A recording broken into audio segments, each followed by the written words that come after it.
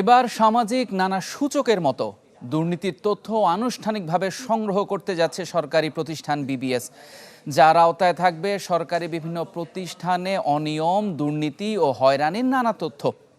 সাক্ষাৎকারের ভিত্তিতে যা নেওয়া হবে সেবা গ্রহীতাদের কাছ থেকে, যদিও এমন উদ্যোগে খুব বেশি আশাবাদী হতে পারছেন না বিশেষজ্ঞরা। নগদের কাছে সব গ্রাহকই প্রিয়, তাই তো সারা দেশে ক্যাশ আউট চার্জ সবচেয়ে কম। পুলিশের সাবেক মহাপরিদর্শক বেনজির কাণ্ড থেকে এনবিআরের মতিউর, এরপর পিএসসির প্রশ্ন ফাঁস। একের পর এক দুর্নীতির খবরে চারিদিকে যখন জোর আলোচনা, তখনই এলো নতুন খবর। অর্থনীতি, কৃষি, সামাজিক নানা সূচকের মতো দুর্নীতির তথ্য আনুষ্ঠানিকভাবে সংগ্রহ করতে চায় সরকারি প্রতিষ্ঠান বিবিএস, যার আওতায় থাকবে সরকারি বিভিন্ন প্রতিষ্ঠানের অনিয়ম, দুর্নীতি ও হয়রানির নানা তথ্য।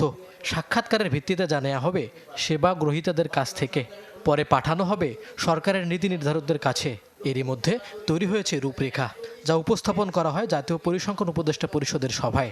এই মানদণ্ড বিবিএস বজায় রাখবে, সেটি আমরা প্রত্যাশা করব, যাতে করে এই ধরনের জরিপ কোনো প্রকার প্রশ্নবিদ্ধ না হয়।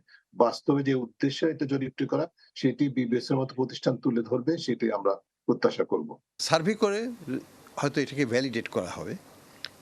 বর্তমানে টিআইবি এবং অন্যান্য যেসব সার্ভে করা হয়েছে সব কিছুতেই কিন্তু উঠে এসেছে যে আমাদের প্রত্যেকটা প্রতিষ্ঠানই দুর্নীতিপরায়ণ এবং সেবা দিচ্ছে না, সেবার বিনিময়ে তারা টাকা নিচ্ছে এবং ব্যাপকভাবে নিচ্ছে। এই প্রেক্ষাপটে সরকার এখনও ডিনায়ালে আছে। সরকার মনে করে যে টিআইবির তথ্য বা অন্যান্য যেসব তথ্য আসছে সেগুলো সরকারকে হেয় করার জন্য করা হচ্ছে, সেটা ঠিক নয়। সংশ্লিষ্টরা জানান, সবার সুপারিশের ভিত্তিতে ঠিক করা হবে কাজের ধরন ও তথ্য সংগ্রহ প্রক্রিয়া, যেখানে বড় জটিলতা সরকারি বিভিন্ন দপ্তরের সমন্বয়ের বিষয়টি। যদি এমন উদ্যোগে খুব একটা আশা দেখছেন না বিশ্লেষকরা।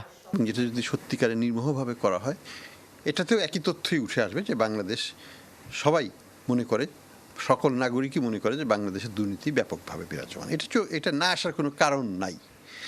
এটা সরকারিভাবে যদি আসে তাহলে হয়তো সরকার আর এটাকে অস্বীকার করতে পারবে না। এটার ফলাফল যদি বাস্তবসম্মত না হয়, এটা যদি প্রশ্নবিদ্ধ হয় কোনো কারণ, তাছাড়া বিবিএস যখন এই ধরনের জরিপ করবে, তখন এটার মধ্যে দুর্নীতি সম্পর্কে তথ্য প্রদানের ক্ষেত্রে মানুষের যে ধরনের শঙ্কা থাকে, উদ্বেগ থাকে, যে একটু একটু বলবো যে নিরাপত্তাহীনতা থাকে, সে এই বিষয়গুলো যদি কাটিয়ে উঠে জরিপ করার মতো পরিবেশ বিবিএস তৈরি করতে পারে, যেটা আমরা আশা করব যে বিবিএস এর সেই সক্ষমতা রয়েছে বলে আমরা আশা করব।